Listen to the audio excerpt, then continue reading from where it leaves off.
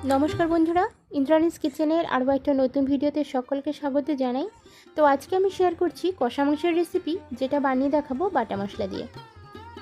भात रुटी नान परोटा सबकिछुर साथे दुर्दान्त लागबे खेते। तो रेसिपिटा किभाबे बानाচ্ছি चलुन झटपट देखे नेওয়া যাক। तो बंधुरा रेसिपिटा बानानोर जोन्नो आमी एखाने चिकेन निয়েছি प्राय 1 किलो मतो।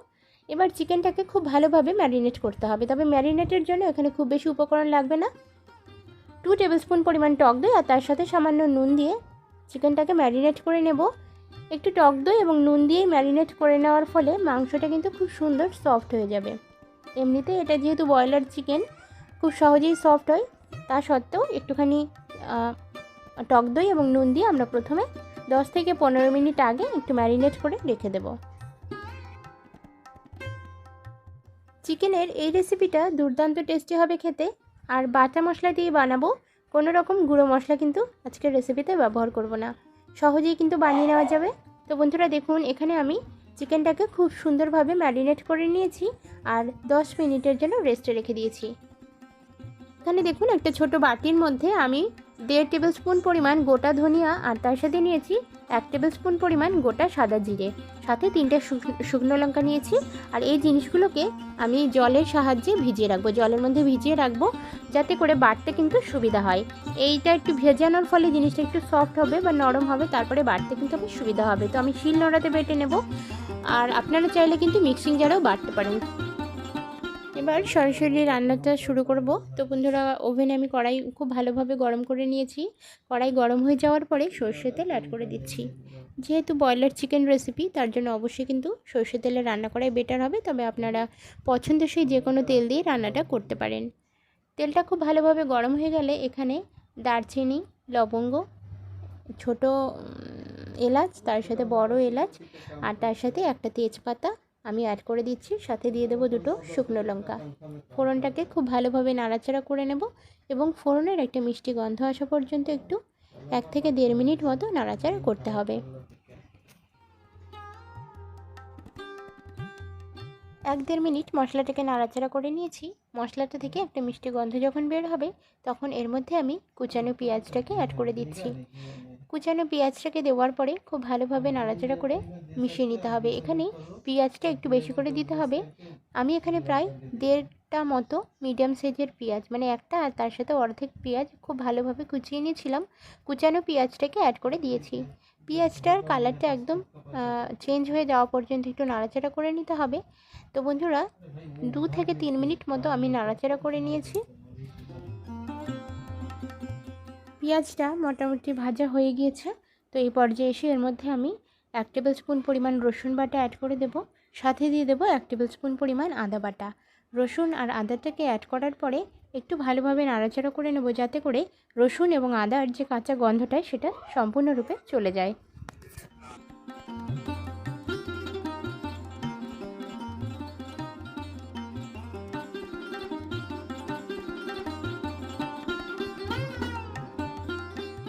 ভেজিয়ে রাখা মশলাটা কিন্তু খুব সুন্দরভাবে নরম হয়ে গিয়েছে। আর এই পর্যায়ে এসে আমি এটাকে খুব ভালোভাবে বেটে নেব। তো শিল নোড়াতে আমি বেটে নিচ্ছি, আপনারা কিন্তু মিক্সিং জারেও বেটে নিতে পারেন।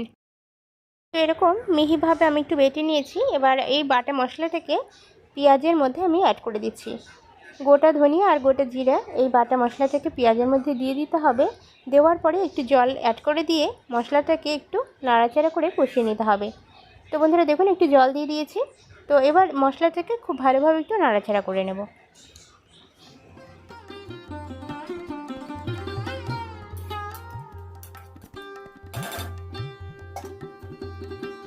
4 মিনিট নাড়াচাড়া করে নেওয়ার পরে এর কালারের জন্য এখানে আমি পরিমাণ মতো হলুদের গুঁড়ো অ্যাড করছি।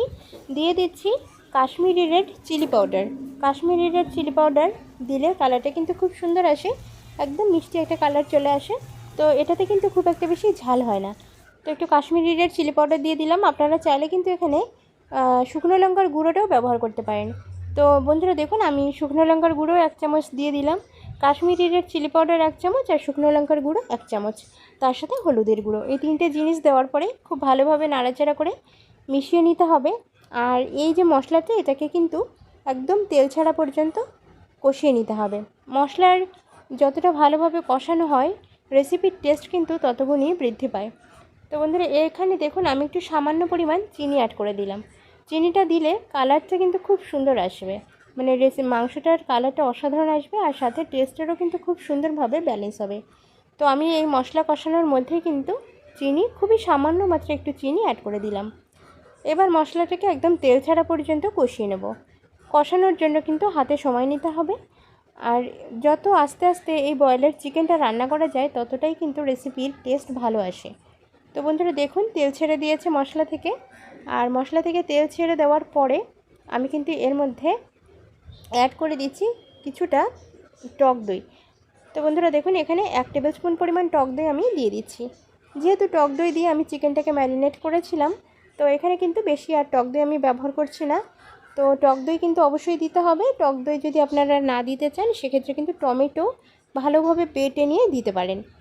অবশ্যই কিন্তু সেক্ষেত্রে চিনিও ব্যবহার করতে হবে, চিনিটা দিলে অ্যাডজাস্টমেন্টটা খুব ভালোভাবে আসবে।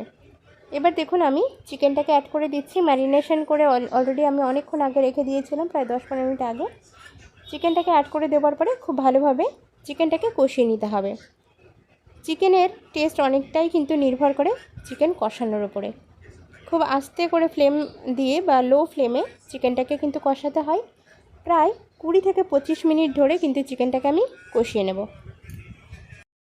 চিকেনটাকে 10 থেকে 15 মিনিট মতো আমি কষিয়ে নেওয়ার পরে এখানে একটু আলু অ্যাড করে দিয়েছি। আলুগুলোকে অলরেডি আমি কিন্তু ভেজে নিয়েছিলাম। তো যারা আলু খেতে পছন্দ করেন না তারা কিন্তু আলু স্কিপ করতে পারেন। আমার কিন্তু চিকেনের সাথে আলুটা ভীষণ ভালো লাগে, তার জন্য কিন্তু আলুটা এখানে দিলাম। আলু আর চিকেনটাকে একসাথে ভালোভাবে এবার আমি কষিয়ে নেব আরও 10 মিনিট মতো। তো আরও 10 মিনিট পরে ফিরে আসছি। চাপা দিয়ে আমি প্রায় আরও 10 মিনিট মতো কষিয়ে নিয়েছি, আর দেখুন চিকেন থেকে কিন্তু রস বা জুস কিন্তু খুব সুন্দরভাবে বেরিয়ে গিয়েছে। আর যেহেতু আজকে চিকেন কষা বানাবো, গ্যাসের ফ্লেমটা কিন্তু একদম লো রাখতে হবে। আর চিকেনের যে জুসটা, এই জুসটা দিয়ে কিন্তু রান্নাটা করতে হবে। আজকে আমরা কোনো রকম আলাদা জল কিন্তু অ্যাড করব না। চিকেনের এই জুসের সাহায্যে কিন্তু চিকেনটাকে কষাতে হবে। তো অবশ্যই কিন্তু ঢাকনা চাপা দিয়ে গ্যাসের ফ্লেমটাকে লো রেখে 10 থেকে 15 মিনিট এভাবে আমি কষিয়ে নিয়েছি আরও। এবার দেখুন নাড়াচাড়া করে নিচ্ছি।